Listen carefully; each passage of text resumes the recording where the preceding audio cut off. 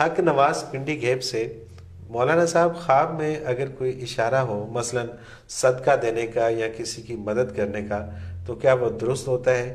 اس پہ عمل کر لینا چاہیے؟ خواب تین طرح کے ہوتے ہیں۔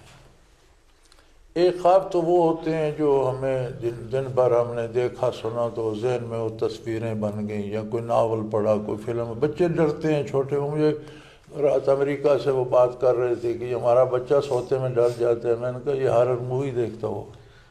ہاں وہ تو دیکھتے ہیں۔ میں نے کہا وہ امیجنیشن اسے خواب میں آ جاتی ہے، اس میں تو کوئی پریشانی کی بات تو نہیں، وہ نہ دیکھے۔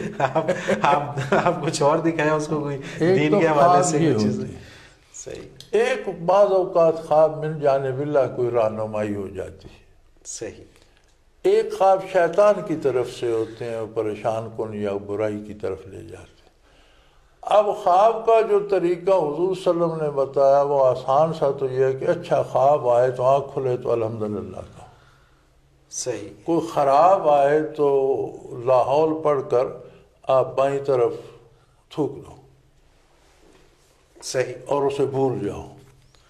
لیکن اگر کسی بھلائی کا اشارہ ہو تو نیکی، یعنی یہ دیکھنا چاہیے کہ کوئی کام خلاف شریعت نہ ہو۔ آپ کا کوئی خواب وہی الہی کے اوپر غالب نہیں آ سکتا، اتباع حضور کا کرنا ہے۔ اس کے اندر اگر کوئی خواب آتا ہے کہ آپ کو خیرات کر دیں یا کسی کی مدد تو کر دیں، اچھی بات ہے۔ بالکل صحیح۔